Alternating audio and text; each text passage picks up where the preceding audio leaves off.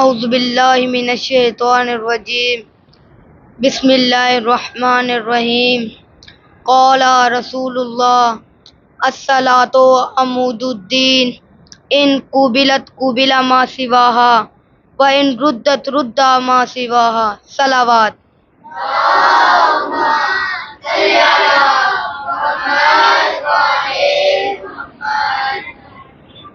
آج کا میرا موضوع سخن نماز ہے۔ آج میں جس اہم ترین موضوع پر گفتگو کروں گا وہ نماز ہے۔ دین کے اعمال میں سب سے زیادہ اہم عمل نماز ہے۔ نماز دین کا ستون ہے، نماز دین کا پلر ہے، جس کی ادائیگی تمام مسلمانوں پر واجب ہے، اور نماز ایک ایسی عبادت ہے جس میں مسلمان دن میں 5 مرتبہ اپنے خداوند متعال کی بارگاہ میں حاضر ہوتا ہے، اور آج ہم اس اہم ترین عبادت کے بارے میں گفتگو کریں گے۔ رسول اللہ نے فرمایا الصلاۃ عمود الدین ان قبلت قبل ما سواها وان ردت رد ما سواها۔ الصلاۃ عمود الدین، نماز دین کا ستون ہے، نماز دین کا پلر ہے، نماز دین کی بنیاد ہے۔ یہ کیسے دین کا پلر ہے؟ یہ کیسے دین کی بنیاد ہے؟ یہ کیسے دین کا اہم رکن ہے؟ رسول خدا نے خود ارشاد فرمایا ان قبلت قبل ما سواها، اگر نماز قبول ہو گئی تو بقیہ تمام کے تمام اعمال قبول ہو جائیں گے۔ وَإِن رُدَّتْ رُدَّ مَا سِوَاهَا، اگر نماز رد کر دی جائے گی تو تمام کے تمام اعمال بھی رد ہو جائیں گے۔ حدیث کی وضاحت کے لیے میں آپ کے سامنے ایک مثال پیش کرتا چلوں۔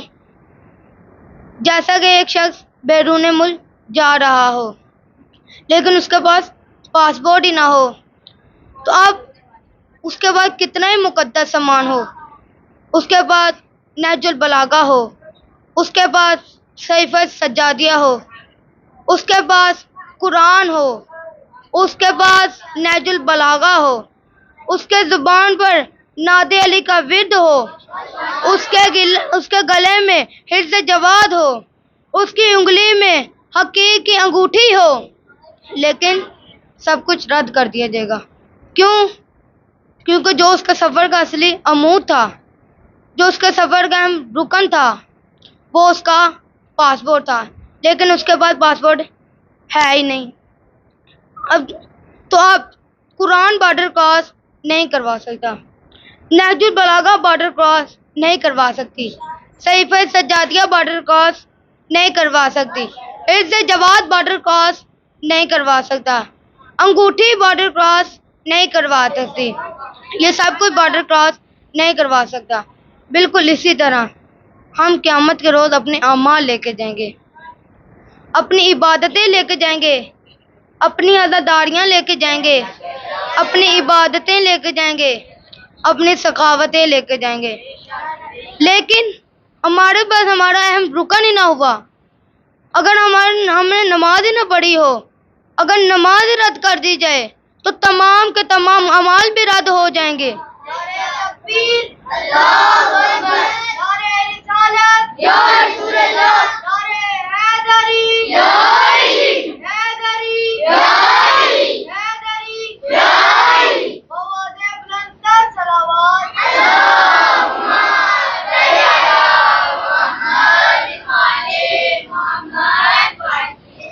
اگر نماز رد کر دی جائے تو تمام اعمال بھی رد ہو جائیں گے۔ نماز کا تعلق عبادتوں سے ایسے ہے کہ جیسے ایک سوئی کا تعلق دھاگے سے ہوتا ہے۔ سوئی ایک کپڑے میں جس جگہ سے گزرے گی وہاں پیچھے پیچھے دھاگا بھی گزرے گا، اور جہاں سوئی اٹک جائے گی وہاں دھاگا بھی اٹک جائے گا۔ بالکل اسی طرح جہاں ہماری نماز قبول ہوتی جائے گی وہاں ہمارے تمام اعمال قبول ہوتے جائیں گے، جہاں ہمارے نماز رد کر دی جائے گی وہاں ہمارے تمام کے تمام اعمال بھی رد ہو جائیں گے۔ جیسا کہ میں نے آپ کے سامنے نماز کی فضیلت بیان کی ہے، اب میں آپ کے سامنے نماز کے فائدے بیان کروں گا۔ سب سے پہلا نماز کا فائدہ یہ ہے کہ ایک نماز ایک ایروپلین کا کام کرتی ہے۔ جیسا کہ ایروپلین زمین سے اٹھاتا ہے اور آسمان تک لے جاتا ہے، بلندیوں تک لے جاتا ہے، بالکل اسی طرح انسان جو کہ ادنا ہے، انسان جو کہ فقیر ہے، انسان جو کہ لاچار ہے، انسان جو غریب ہے، اور وہ خدا جو قادر مطلق ہے، جو غنی العالمین ہے، جو رب العالمین ہے، جو علی کل شیء قدیر ہے۔ اب نماز میں یہ پاور ہے، نماز میں یہ طاقت ہے کہ اس عقیر کو اٹھاتی ہے اور علی کل شیء قدیر سے ملا دیتی ہے، اس مسکین کو اٹھاتی ہے اور غنی العالمین سے ملا دیتی ہے، اس عبد کو اٹھاتی ہے اور اپنے پروردگار سے ملا دیتی ہے۔ اب یہ جو خدا سے ملنا ہے، جو خدا تک جانا ہے، یہی مقصد خلقت انسان ہے۔ اللہ تعالیٰ نے سورہ بقرہ میں ارشاد فرمایا، هو الذی خلق لکم ما فی الارض جمیعا، اللہ وہ ہے کہ جس نے سب کا سب کچھ انسان کے لیے پیدا کیا ہے۔ اور پھر سورہ جاثیہ میں ارشاد فرمایا، وَسَخَّرَ لَكُم مَّا فِي السَّمَاوَاتِ وَمَا فِي الْأَرْضِ جَمِيعًا، اور جو زمین و آسمان میں ہے وہ سب کچھ تیرے لیے ہے۔ اللہ تعالیٰ نے فرمایا، اے انسان یہ سب کچھ تیرے لیے ہے، یہ آسمان تیرے لیے ہے، یہ زمین تیرے لیے ہے، یہ سورج تیرے لیے ہے، یہ چاند تیرے لیے ہے، یہ پودے تیرے لیے ہے، یہ کہکشاں تیرے لیے ہے، یہ ٹھاٹھے مارتا ہوا سمندر تیرے لیے ہے، یہ پھل تیرے لیے ہے، یہ پھول تیرے لیے ہے، یہ سب کا سب کچھ انسان کے لیے ہے۔ اب سوال یہ ہے، جب کہ سب کا سب کچھ انسان کے لیے ہے تو انسان کس کے لیے ہے؟ اللہ تعالیٰ نے سورہ ذاریات میں ارشاد فرمایا، وَمَا خَلَقْتُ الْجِنَّ وَالْإِنسَ إِلَّا لِيَعْبُدُونِ، اگر یہ انسان یہ سب کچھ تیرے لیے ہے، یہ زمین تیرے لیے ہے، یہ آسمان تیرے لیے ہے، یہ چاند تیرے لیے ہے، یہ کہکشاں تیرے لیے ہے، یہ پودے تیرے لیے ہے، یہ درخت تیرے لیے ہے، یہ تمام کی تمام نعمتیں تیرے لیے ہیں، لیکن اے انسان تو فقط و فقط میرے لیے۔ اللہ اکبر، نعرہ تکبیر، اللہ اکبر، نعرہ رسالت، یا رسول اللہ، نعرہ رسالت، یا رسول اللہ، نعرہ حیدری، یا علی، نعرہ حیدری، یا علی، محمد و علی محمد صلوات، اللہم صل علی محمد و علی محمد۔ نہ تو زمین کے لیے ہے نہ آسمان کے لیے، نہ تو زمین کے لیے ہے نہ آسمان کے لیے، جہاں ہے تیرے لیے تو نہیں جہاں کے لیے، رہے گا راوی نیل و فرات میں کب تک، رہے گا راوی نیل و فرات میں کب تک، تیرا سفینہ ہے بحر بے قرار کے لیے۔ رسول اللہ نے فرمایا،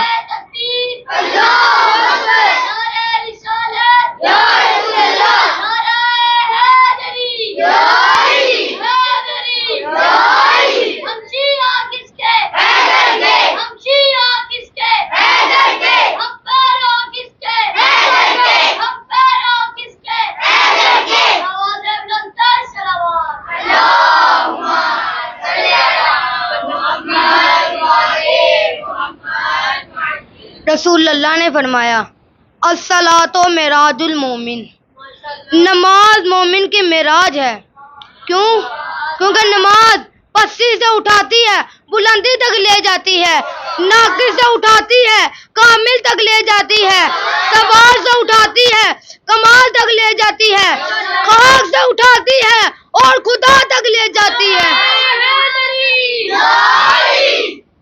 نماز خیر العمل کی طرف بلاتی ہے، نماز خیر العمل کی طرف بلاتی ہے، نماز عشق خدا کا ہنر سکھاتی ہے، نماز عبد کو معبود سے ملاتی ہے.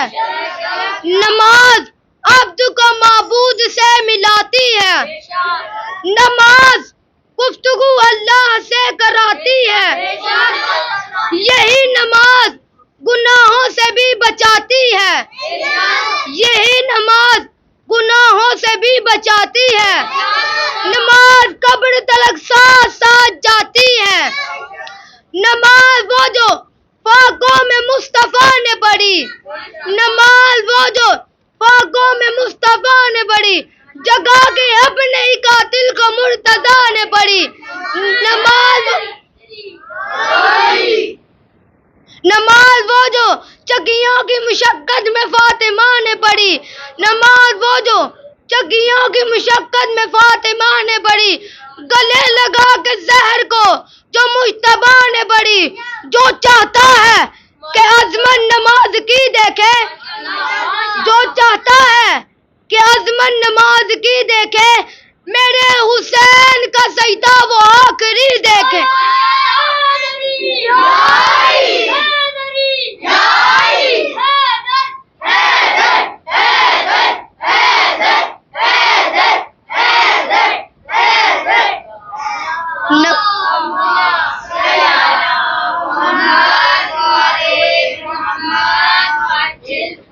نماز کا دوسرا فائدہ یہ ہے, دیکھا جائے کہ اب جو انسان خدا تک جائے گا, اب یہ تو خطا کار ہے, جو گناہ گار ہے, یہ خدا تک نہیں جا سکتا.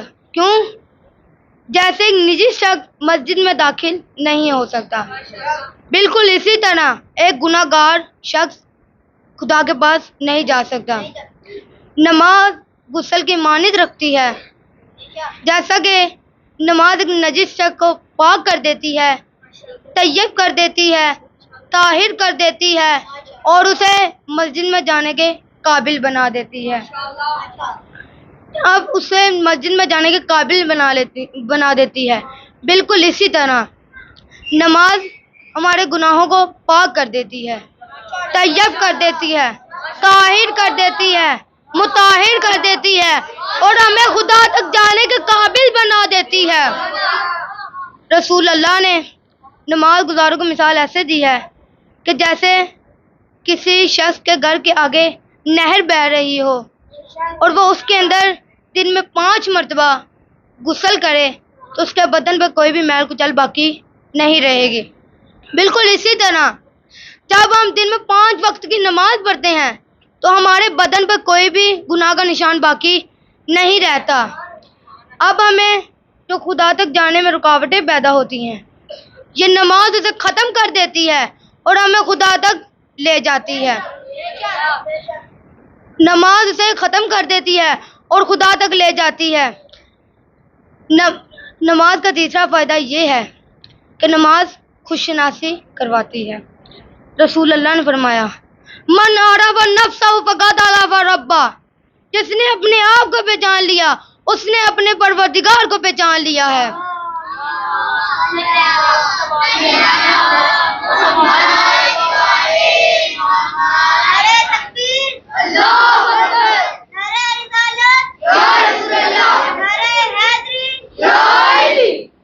اب سوال یہ ہے, نماز کیسے خوشناسی کرواتی ہے؟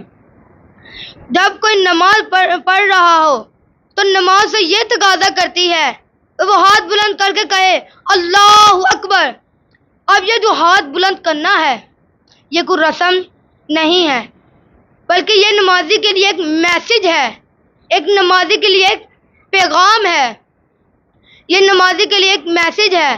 جب وہ مومن نماز کے لیے ہاتھ بلند کرتا ہے تو وہ یہ کہتا ہے کہ اے پروردگارا, اے میرے معبود, میں نے اپنے ہاتھ ہر شے سے ہٹا لیے ہیں, میں کسی بھی شے کا مالک نہیں ہوں. اگر کوئی مالک ہے تو وہ تو ہے, اگر کوئی پروردگار ہے تو وہ تو ہے, اگر کوئی خالق ہے تو وہ تو ہے, اگر کوئی معبود ہے تو وہ تو ہے. میں کسی بھی شے کا مالک نہیں ہوں. میں کسی بھی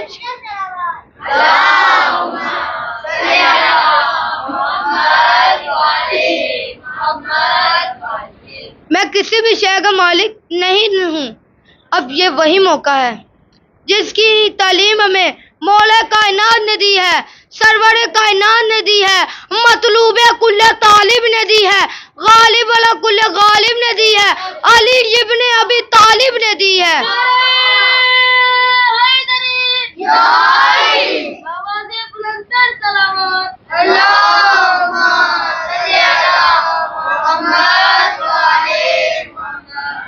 مولا علی دعائے کمیل میں فرماتے ہیں، انا عبدک الضعیف الذلیل الحقیر المسکین.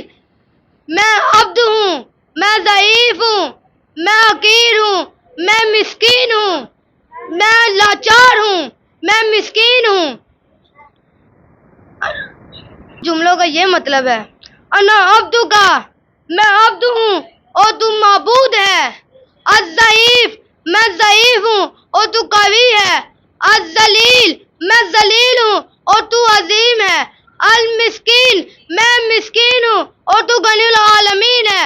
الحقیر، میں حقیر ہوں اور تو علی کل شیء قدیر ہے.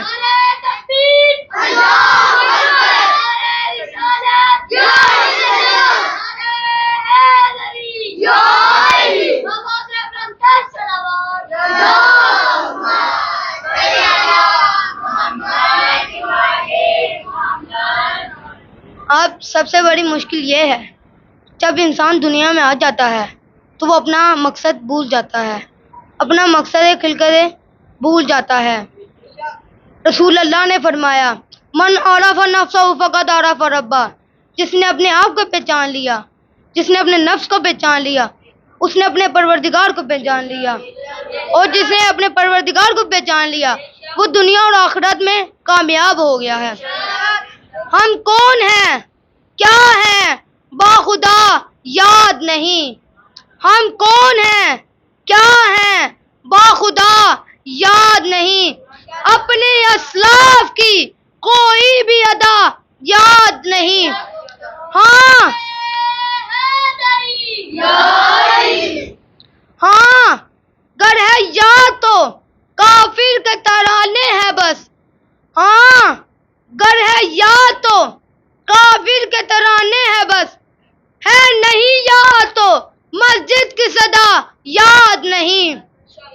ہم کون ہیں، کیا ہیں، باخدا یاد نہیں. اپنے اسلاف کی کوئی بھی ادا یاد نہیں. ہاں گر ہے یاد تو کافر کے ترانے ہیں بس. ہاں گر ہے یاد تو کافر کے ترانے ہیں بس. ہے نہیں یاد تو مسجد کی صدا یاد نہیں. بنتے حوا کو نچاتے ہیں سرے محفل میں ہم. بنتے حوا کو نچاتے ہیں سرے محفل میں ہم.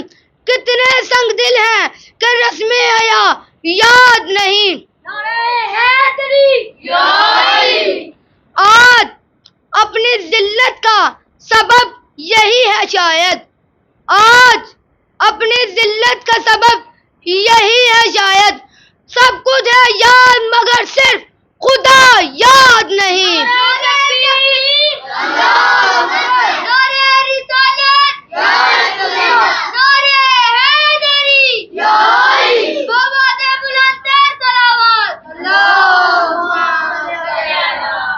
ربنا تک